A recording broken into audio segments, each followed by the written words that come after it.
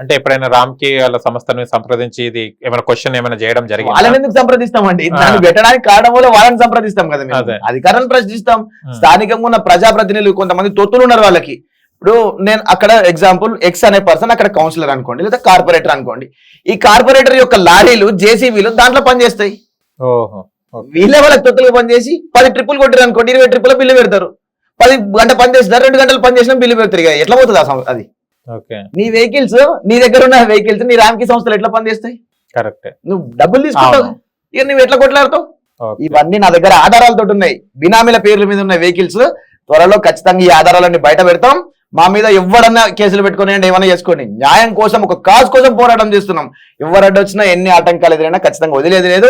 JAC వాళ్ళు ఇంకే కార్యక్రమం తీసుకున్నా, అక్కడ ఉన్న ప్రజా విద్యార్థి యువజన మహిళా సంఘాలు ఏ కార్యక్రమాలు తీసుకున్నా మార్గదర్శి యువజన సంఘం మద్దతు 100% ఉంటుంది. మేము కూడా వాళ్ళతోటి ఏమంటారు కదా, చన్నీళ్ళకి వేణీళ్ళ తోడులాగా మేము కూడా వాళ్ళకి తోడే ఖచ్చితంగా ఉద్యమిస్తాం. కానీ ఉద్యమం స్టార్ట్ చేసినప్పుడు అంటే ఎవరైనా మీకు థ్రెట్ కానివ్వండి, బెదిరించుడు 100% కాల్స్ వచ్చినాయి. మీకు కరెక్ట్ మీరు అన్నది. 2016-17 ప్రాంతం ఉద్యమం చేసినప్పుడు రాత్రి 3 గంటలకు మా ఇంటి ముందు టాటా సుమోలు వేసుకొని వచ్చారు. ఇదే రామ్కి సంబంధించిన వెహికల్స్. ఎందుకు ఇంత నేను కాన్ఫిడెన్స్ చెప్తున్నా అంటే దాని మీద రామ్కి అని పేరు ఉన్నది. దాని మీద పేరున్నది. ఎందుకు వచ్చిర్రు అంటే ఎక్కడ ఉంటాడు ఈ పిల్లగాడు, ఈయన ఎవరు ఏంది అని ఆలోచించారు.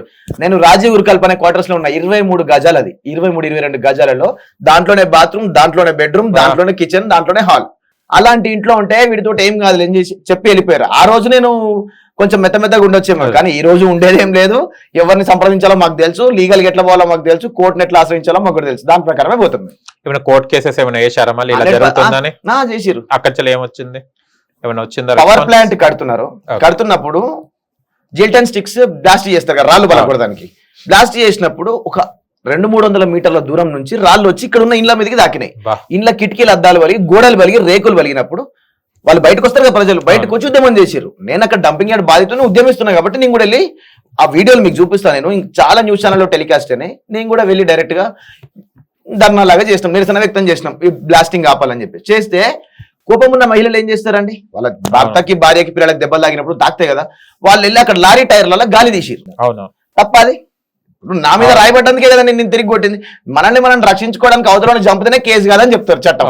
నన్ను నేను కాపాడుకోవడానికి. మరి అట్లాంటప్పుడు నేను టైర్ల గాలి తీస్తే తప్పట్లేదు.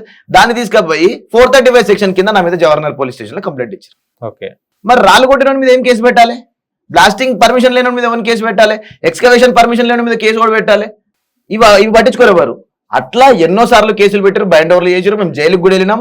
అక్కడ మా దగ్గర FIR కాపీలు ఉన్నాయి, ఛార్జ్ షీట్లు ఉన్నాయి. ఇప్పుడు కోర్టుల చుట్టూ తిరుగుతున్నాం. ఎందుకు పెట్టారండి కేసులు?